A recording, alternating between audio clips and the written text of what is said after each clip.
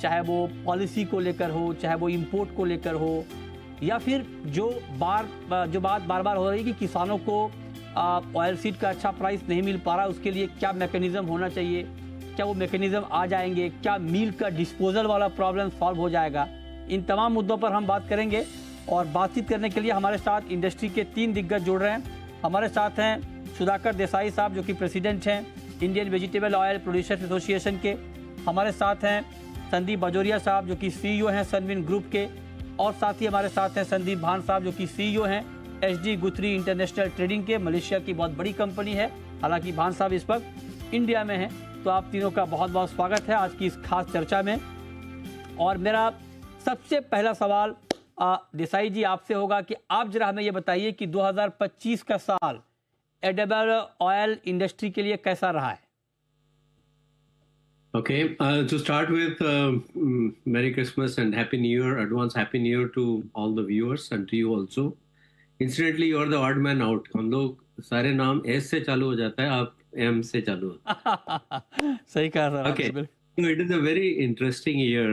It is also very interesting to attend to this annual roundup. Okay. I would open my statement by saying कि India का जो market है अभी shortage, spike, duty, prices इसका नहीं है। We are at a evolutionary pace, क्योंकि काफी चीजें मेजरली चेंज हो गया है। If I just take a look back at the year, number 1, imports जो है काफी रुक गया है।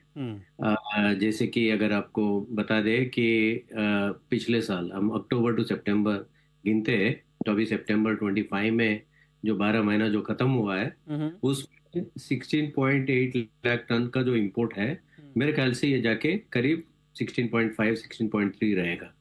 तो इसका मतलब है कि जो एनुअल ग्रोथ होना चाहिए इंपोर्ट्स में, एक्चुअली 2 साल पहले ये 17 मिलियन टन था इंपोर्ट्स। तो gradually point number 1 is imports are reducing or we are able to maintain stagnant. I will come to the reasons why. Second major interesting thing with our friend Sandeep Ban here, palm exports have come down from 95 lakh tons to 79 lakh tons year on year. It is a massive change. उसके बहुत सारे कारण है। Palm का tight होना, palm का biofuel होना, palm का जो कंजम्पशन ग्लोबली, मलेशिया प्रोडक्शन इतना ज़्यादा ग्रोथ नहीं होना है, वो सारे चीज। बट हमको ये देखना है कि इंडिया में उसका क्या असर पड़ेगा। नंबर 1, इंडिया में सोयाबीन ऑयल इंपोर्ट्स या सोया कॉम्प्लेक्स का काफी एनकरेजमेंट मिला है। नंबर 2, अपना मस्टर्ड क्रॉप भी अच्छा हुआ है, उसकी वजह से फोकस जो है पाम ऑयल का गिरने की वजह से, इंपोर्ट गिरने की वजह से काफी डोमेस्टिक ऑयल्स में काफी थोड़ा बहुत enthusiasm I would say has come. But quickly अगर आप देखेंगे आगे जाके, rupee is at a record low. Government has done a wonderful job of procuring 22 lakh tons of soybeans and also releasing it timely. Consumer के लिए जो, अगर आपका जो मुद्दा है कंज्यूमर के लिए, अगर आप देखेंगे 4-5 रुपए इधर उधर से जो हुआ है, ड्यूटी भी टाइमली गवर्नमेंट इंटरवीन किया है। I would call it is a very calibrated strategy of the government to work around the duties and also to encourage domestic markets in a way, in a massive industry. At the end of the day, I would say it is a wonderful job done in the year in terms of stabilizing prices for the consumer, at the same time doing right justice for the farmers.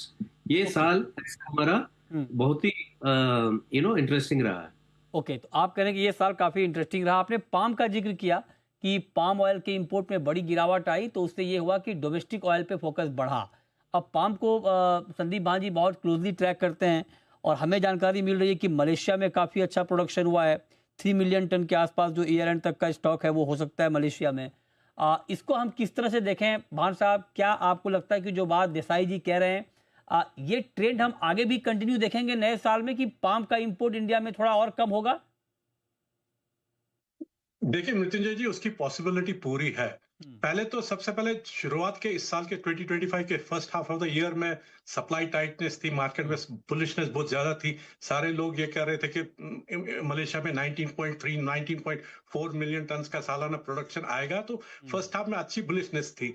पर ये सारी कहानी पलट गई अक्टूबर में, जब अक्टूबर में Malaysia में 2 मिलियन टन का प्रोडक्शन हुआ, और उसके बाद ये एंटिसिपेट करने लग गए कि अब शायद ये प्रोडक्शन और अच्छा बढ़ रहा है, नवंबर में भी अच्छा आ रहा है, और कुल मिलाकर पूरे दिसंबर में फुल ईयर प्रोडक्शन जो एंटिसिपेटेड था शुरुआत के साल में 19.3 19.4, वो जाकर पहली बार मलेशिया के इतिहास में 20 मिलियन टन को पार कर जाएगा। ऐसा एक्सपेक्टेड है। ये जो जनवरी में एमपीओबी की रिपोर्ट आएगी कि वो सालाना मलेशिया का प्रोडक्शन 20 मिलियन के ऊपर दिखाएगी। दूसरा टाइटनेस थी, ये अक्टूबर से इसका स्टॉक बढ़ने लगा, अब वो स्टॉक भी कंटिन्यूसली बढ़ता गया। उसका one of the main reason है कि जो अभी सुधाकर जी बोले कि इंडिया ने पाम ऑयल की जो डिमांड कम हो गई, कमजोर हो गई, करीब 1 मिलियन टन के आसपास का संख्या नंबर लग रहा है कि कम हुआ है, उसका इम्पैक्ट सीधा का सीधा मलेशियन स्टॉक्स पे आ गया, जो अब 3 मिलियन टन के आसपास दिसंबर में लग रहा है हो जाएगा।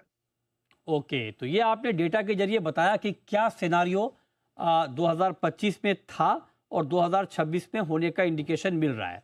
लेकिन अब हम चल रहे हैं ऐसे शख्स के पास डेटा में जिनका कोई मुकाबला नहीं है। संदीप बजोरिया जी हमारे साथ हैं, सनविन ग्रुप के सीईओ हैं, और डेटा को बहुत क्लोजली मॉनिटर करते हैं, ट्रैक करते हैं।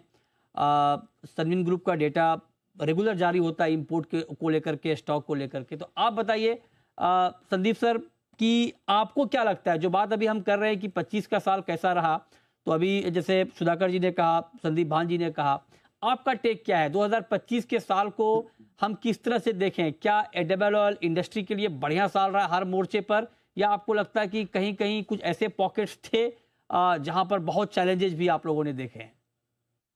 मृत्युंजय जी, पहले तो मैं आपको बधाई देना चाहता हूं कि आपने आज ऐसा पैनल गठित किया है। मेरे भाई सुधाकर जी और संदीप भान, मतलब इससे बेटर पैनल नहीं हो सकता है। तीनों एस सर, उन्होंने बोला कि तीनों एस, तो मैंने भी अपना नाम ही बदल लिया है, मैंने कर लिया एसएम श्री मृत्युंजय, तो मैं भी एस हो गया हूँ आज। यस भैया, आप वो फेविकॉल है जो हमको जो आप सुनते ना, तब वो अटूट बंधन है आपका और हमारा, उसमें भी डाउट नहीं है। ये बातें भाई साहब इन्होंने दोनों ने ठीक कहा है। बात यह है कि 25 का साल अच्छा रहा है, गवर्नमेंट ने भी एक्शंस जो लेने थे टाइमली एक्शंस लिए हैं, और इंडिया ने भी अपने इम्पोर्ट भी किए हैं, इंडिया ने डोमेस्टिक चीज को भी बढ़ावा देने की कोशिश करी है। और अभी तो 52 भी सोयाबीन में मध्य प्रदेश में इंट्रोड्यूस हुआ है। मेरे ख्याल से ये 52 देश में सब जगह पे होना चाहिए और हर कमोडिटी में होना चाहिए। और जहां तक सवाल है कि इम्पोर्ट का, तो इम्पोर्ट में हमारा इम्पोर्ट नंबर जो है वो 162-63 लाख टन ही है, जो लास्ट ईयर था उतना इम्पोर्ट हम कर रहे हैं। ये एक डिमांड का प्रॉब्लम हुआ है हमें कि हमारी डिमांड जो है हर साल 3% ग्रो होती थी, और हर साल हम करीबन 1 million ton 10 lakh ton additional तेल की डिमांड बनती थी, वो नहीं हो पाई है। 163 लाख का इम्पोर्ट हुआ, 16 लाख का डोमेस्टिक प्रोडक्शन हुआ, और करीबन 264-65 लाख का अवेलेबिलिटी हुई, और कंजम्पशन जो हमारा उतना ही रहा। हर साल हमारा ये 10 लाख टन बढ़ता है, तो ये साल बढ़ा नहीं है।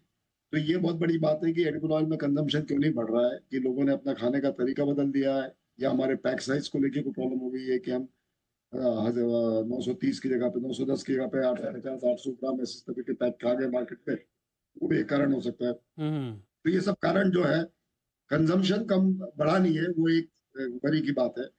दूसरी बात यह है कि अवेलेबिलिटी और प्राइस में कोई दिक्कत नहीं रही, कंज्यूमर को हर जगह पे हर कोने में चाहिए उतना तेल मिला है। और तीसरी बात यह है कि पाम का जो हमारा इम्पोर्ट कम हुआ है, और जैसे संदीप पान साहब ने सही कहा कि इंडिया ने यदि पाम जो तेल है वो 15 लाख टन कम लिया है, तो वो मलेशिया के स्टॉक में रिफ्लेक्ट हो रहा है। सीधा बात है, गणित बहुत सिंपल है।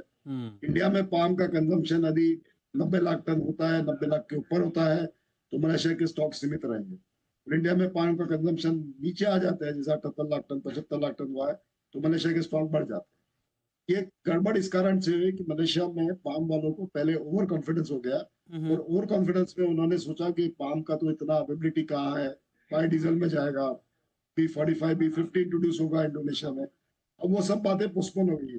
अब वो B50 की बात जो है वो फर्स्ट हाफ 2026 की जगह पे सेकंड हाफ 2026 पे चली गई है। वहां भी कह रहे हैं B50 की जगह पे B45 होगा, तो मतलब एक्चुअली 40 to 43 का ही % का आएगा। तो मतलब actually 10 lakh ton additional consumption होगा, जो B50 में 30-35 लाख टन एडिशनल कंजम्पशन होना चाहिए बायोडीजल में। हम्म। तो इस कारण से पाम को सेटबैक मिल गया। ओके। पहले ओवर कॉन्फिडेंस में रहे, राइट। बाद में जो बायोडीजल की स्टोरी थी वो पोस्टपोन हो गई, हम्म। सेटबैक मिल गया, स्टॉक बढ़ गए। अब इंडिया ने पाम की जगह पे सोयाबीन तेल खरीद लिया। हम्म। उस समय सोयाबीन तेल सस्ता था, तो अब इंडिया ने सोयाबीन का इंपोर्ट बढ़ा लिया। हमारा सोयाबीन का इंपोर्ट 55 से 57 लाख टन होने वाला है। तो जितना हमने पाम कम किया 15 लाख, उतना हमने सॉफ्ट ऑयल बढ़ा दिया। अब हमारे पास एडिशनल पाम वाले बेचना भी चाहे तो हमारे पास अब इतना तेल खरीद नहीं सकते हम लोग। ओके। तो वो एक मुश्किल होती है। तो ये समझने वाली बात है कि कोई भी तेल अपने आप को ओवर प्राइस कर देगा और वो अपने आप को एक गलत फहमी में रहेगा, तो बाद में जाके उसको उसका खामियाजा भुगतना पड़ेगा, जो भी पाम को भुगतना पड़ रहा है। अच्छा। तो पाम अपने आप को सोया से सस्ता बनाया, पाम ने सोया से $50-70 $80 अपने को सस्ता बनाया, तो पाम की थोड़ी काम आगे निकला और इंडिया ने अभी पाम नवंबर से वापस थोड़ा लेना शुरू किया है। राइट। तो मेरे ख्याल से ये इक्वेशन अभी सेट हो रहा है और अभी फर्स्ट क्वार्टर में जो है एडिबल ऑयल की जो कीमतें अभी हैं, ये हाँ, करीबन मोस्टली बॉटम आउट हो गई है। बिल्कुल। अभी जो इंडिया एडिबल ऑयल की कीमतें, हमें नहीं लग रहा है कि जनवरी फरवरी मार्च में ये जो पाम तेल जो है हाँ। वो अभी 1090 $1100 CNF इंडिया के नीचे जाएगा। ओके। ये भी एक बॉटम आउट हो गया है। एंड उसी तरह से सोयाबीन ऑयल की कीमतें हमें लग रही, जनवरी फरवरी मार्च का सोयाबीन ऑयल है जी। वो 1130 35 40 के नीचे नहीं जाएगा। ओके। और अप्रैल मई जून जुलाई का जो सोयाबीन ऑयल है ठीक है। वो 1075 के नीचे नहीं जाएगा। ओके। तो मार्केट बॉटम आउट हो गया है, हाँ। मार्केट स्टेबलाइज हो गया है, हाँ। मार्केट उससे थोड़ा सुधार में है। हाँ। ये लोगों के लिए अच्छी बात है। ठीक है। जहां तक बात है इंडस्ट्री में पैसा कमाने का बात है, हाँ। वो कमाने का मौका था, लेकिन वो उसमें दो बातें हो गई। एक तो हम पाम रिफाइनिंग करें, ड्यूटी डिफरेंस अच्छा है, लेकिन हमारे जो प्रोडक्ट बाय प्रोडक्ट स्टीरिन और PFD उसके ढंग से दाम नहीं मिले हैं साहब। उस कारण से हम पाम रिफाइनिंग को एक मार्जिन इंडस्ट्री नहीं बना पाए। वो पाम रिफाइनिंग हर समय 2 अठन्नी का रुपया के झंझट में पड़ा रहा। ये हमारा समय बड़ा सेटबैक हो गया इस चक्कर में। अच्छा। और दूसरा, हमारा पैसा इसलिए नहीं बन पाया कि रुपये डिप्रिशिएट हो गया। अच्छा। जो रुपये 86 चलता था, वो रुपया डॉलर का वो 91 हो गया। तो 5% जो रुपये डिप्रिसिएशन हो गया, 5%। हाँ, ठीक बात है, उससे इंपोर्ट महंगा हो गया। 5 से 6 रुपए किलो होता है। तो आज मैंने जो क्रूड ऑयल खरीदा है उसके सामने मैं रिफाइंड बेच रहा हूँ और मेरी कॉस्ट 5 से 6 रुपए किलो बढ़ जाए, तो मेरा तो प्रॉफिट सब चला गया ना। तो ये ठीक है सर, मतलब आपकी बात ठीक है, आप कह रहे हैं कि उतना प्रॉफिट इंडस्ट्री नहीं कमा पाई, लेकिन फिर भी मतलब उतने प्रॉफिट नहीं कमाने के बावजूद मैं इंडस्ट्री के चेहरे पर कोई बहुत ज़्यादा उदासी नहीं देख पा रहा हूँ। अच्छा ग्लो है सुधाकर जी के चेहरे पे भी, भान साहब के चेहरे पे भी, आपके चेहरे पे भी। तो ठीक है, इतना थोड़ा बहुत ऊपर नीचे चलता है। लेकिन अब देसाई जी आप बताएं सर, मैं आप थोड़ा 2026 के लिए आपसे पूछना चाह रहा हूँ कि 25 का हाल तो आप लोगों ने बता दिया। अब जरा आप बताइए कि 26 का एडिबल ऑयल का मार्केट कैसा रहने वाला है। जब मैं ये सवाल आपसे पूछ रहा हूँ तो उसमें ये भी ऐड है कि डिमांड सप्लाई कैसी रहेगी और प्राइस मैकेनिज्म क्या रहेगा। क्या प्राइस स्टेबल रहेंगे, ऊपर जाएंगे या नीचे आएंगे? Okay, I agree with Sandeep ji कि प्रॉब्लम्स रहा है इंडस्ट्री का। देखिए हम लोग हंस रहा है, इसका मतलब ये नहीं है कि सब कुछ ठीक है। अच्छा। पहले चीज मैं बताऊंगा कि नेपाल से माल मटेरियल जो है अभी भी बहुत प्रॉब्लम करता है। वो पिछले साल 7 लाख टन आया है, जस्ट फॉर योर इंफॉर्मेशन। अभी इस साल भी 5 लाख टन आएगा, तो वो उससे क्या है, थोड़ा अपर बैरियर हो जाता है। सेकंड रीजन जो इम्पोर्टेंट है, actually it is thought provoking, जो बाय प्रोडक्ट्स जो इतना नीचे गिर गया इंडस्ट्री में, जिसकी वजह से refining margin I would say have not improved. Main reason is that India ने बायोडीजल प्रोग्राम को थोड़ा बहुत ही स्ट्रिक्ट कर दिया है। पहले I think biodiesel was encouraged, there is no mandates as such, but जितना मटेरियल बायोडीजल में जा सकता है, आज के दिन में बहुत सारे बायोडीजल इंडस्ट्रीज रन नहीं कर पा रहे हैं, और इसकी वजह से भी बायो प्रोडक्ट्स का जो प्राइजेस है जो बहुत गिर गया। तो ये देखने वाली बात है कि बायोडीजल भी इंडिया में चले। जैसे इंडोनेशिया में बायोडीजल की हम बात करते हैं कि B50 है, तो इंडिया में समझ लीजिए वो B1 भी नहीं है, B1 1.2 भी नहीं है। ठीक बात। So I think strategy, I would talk about strategy. So strategically India इतना इंपॉर्टेंट है, जैसे अभी अभी हमने डिस्कस किया, इंडिया नहीं खरीदते हैं तो ग्लोबली स्टॉक बढ़ जाता है। मैं तो ये कहूंगा कि India is no longer a price taker, but it is a price maker. Globally कहीं भी एक्सेस सप्लाई होता है तो वो देखते हैं कि इंडिया खरीदेगा कि नहीं खरीदेगा। नंबर 3, आपको पॉलिसीज के बारे में, ये तो इंडिया का पॉलिसीज तो एक हो गया नेपाल, एक हो गया बायोडीजल। और ग्लोबली स्पीकिंग पाम ऑयल मेरे ख्याल से इस साल भी, आने वाला साल भी थोड़ा टाइट ही रहेगा। आई कैन विजुअलाइज कि सोया और पाम जो है दाम के हिसाब से बराबर ही चलेंगे, क्योंकि इंडोनेशिया आज नहीं तो 6 महीना या 3 महीने के बाद B45 B50 के तरफ जाएगा। तो इवेंचुअली ये पाम तो ऐसे ही रहेगा। पाम का मार्केट शेयर इंडिया में नहीं बढ़ेगा। सो भान साहब है ना, जोग्राफिकली और बढ़ा ऑयल देंगे सर की, उनको तो। हाँ, संदीप भान साहब है ना हमारे लिए, हमारा मार्केट शेयर बढ़ाने के लिए। वो मलेशिया में जब जब तक मलेशिया का स्टॉक बताया उसने, हाँ। लेकिन मलेशिया का प्रोडक्शन नहीं बढ़ रहा है। अच्छा। इंडोनेशिया का जो भी है वो बायोडीजल में जा रहा है। वो अगर हम एक बार अलग रखे तो पहले क्या है, इंडिया जो है, why I say it's a price maker, पहले it used to be very farm oriented, only बिल्कुल बिल्कुल। Malaysia. Today there are so many countries right. that are supplying to India. You are already aware there are at least exactly. 15-20 countries supplying. मतलब दुनिया में कहीं भी surplus है तो वो पहले देखते हैं कि इंडिया में उसका इंपोर्ट कैसे बन सकता है। बन सकता so quickly quickly one more point, है। देखिए अर्जेंटीना क्रॉप तो सिमिलर है, Brazilian crop is very good coming from April 26। USA soya beans are not finding enough home in China. Okay okay. globally अगर देखें, fourth main important point है sun oil. Sun oil has become a different animal. Right. For example, today it is at $1350 as against soya $1150. Okay. मतलब इतना premium है। तो आप देखिए आगे जाके आंसर क्लियर है। हाँ Stabilize to constant palm imports, increase soya imports, हाँ हाँ। decrease to reduced sun oil imports.